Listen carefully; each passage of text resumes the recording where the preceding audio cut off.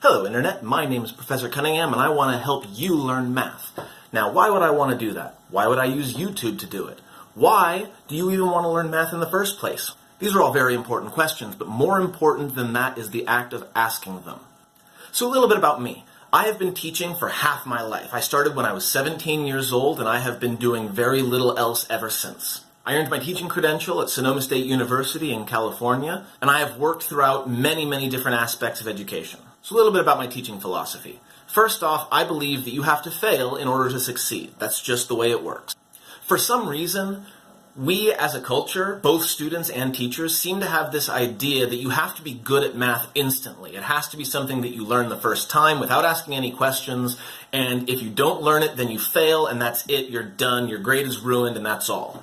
I don't believe that. I don't have that same philosophy. I believe that you have to start out being really bad at something in order to get good at it. That's the way it works. After all, you were bad at breathing at one point in your existence. You weren't very good at walking when you first tried. You couldn't say any words when you first tried. It takes time to learn these things, and it takes some people longer than others. It takes some people more effort than others, and I know that it always seems like there are those students who understand everything instantly, perfectly, 100% of the time. But for the rest of us, it's going to take some time, it's going to take some effort, and it's going to take some failure to get to the point where you know what you're doing. This is especially true if you have one of several learning disabilities that might affect your ability to work with numbers or see the patterns between them. And that's okay. The nice thing about using YouTube is at any time you can stop, you can pause, you can think, you can go back a little bit. You can play this video faster or slower depending on your needs. It might make my voice sound a little bit funny, but let's be honest, my voice sounds a little bit funny anyway, so it's okay. The bottom line is I honestly believe that if you stick with me and you try your best and you keep trying your best, even in the face of failure, you can learn anything. You can absolutely get this down. Now, in my classroom, which is where you are right now, it is important to understand why things work and not just how. A lot of times when people learn math, they think they're learning a bunch of formulas and a bunch of theorems that they just have to memorize long enough to put down on an exam and then move on with their lives. That's not how I work. In my class, it is important to ask questions, it's important to reflect, it's important to be able to explain the reasons behind your thinking. It's not good enough to just solve a problem. You should be able to tell someone else how you solved the problem and why you know that your answer is the correct one. To this end, we're going to look a lot at math as a language, as well as math as a set of patterns and a set of ideas that connect to one another. They are not just some random series of ideas that are completely disconnected. It is a lattice work, a foundation of ideas that build up into more and more concepts. And as we continue, I'm going to be linking new ideas to existing ideas that you already know.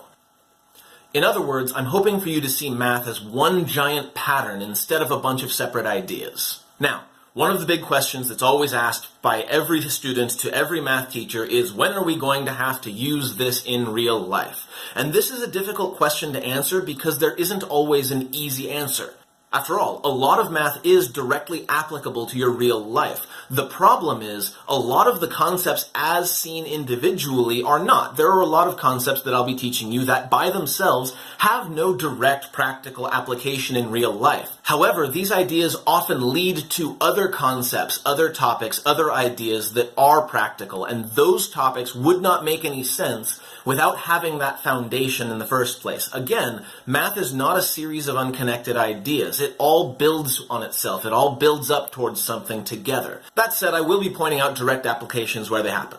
Now, my teaching philosophy comes directly out of a set of standards that are used in the United States called Common Core. Wait, don't go away. Don't turn off the video yet. I know that when people hear those two words, there is usually a very strong and very negative reaction. This is because there's a lot of misinformation out there about Common Core.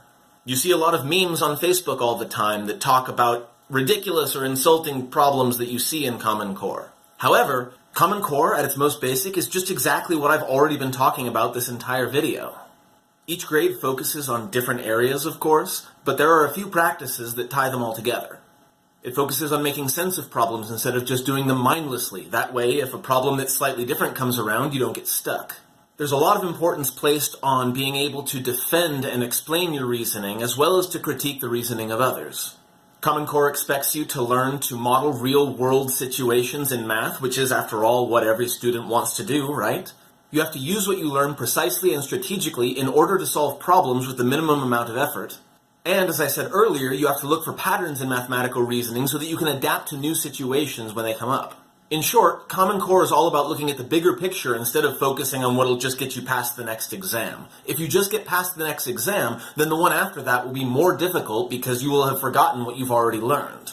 I would absolutely love to discuss the misconceptions surrounding Common Core further, but this video's already gotten a little bit longer than I intended it to be, so I'll have to save it for another time. So that's a little bit about me and my philosophy. In the next video, I'll tell you a little bit more about this channel, exactly how I'm going to go about teaching, how it relates to Common Core, and how you can use it to the greatest benefit. Until then, I invite you to go into the comments and tell me about your best and worst experiences in math. How does a teacher help you? How do they not help you? One last thing. As you can see, my production value on this channel is pretty low. I'm using my phone as a camera, and I'm using fairly low-quality editing software. If what I'm doing here is interesting to you and you want to support me, then you can do so by hitting that subscribe button. If you're willing and able to help out with the financial burden of upgraded equipment in addition to keeping me fed and caffeinated, I'll put links to my Patreon and Ko-fi sites down in the description. Patreon is for a monthly donation, Ko-fi is for one time. That said, any kind of support is appreciated, even if you only click the thumbs up button underneath the video. Thank you very much for watching and have a mathemagical day. No, that's a terrible catchphrase. Who even thought about that? Was that me?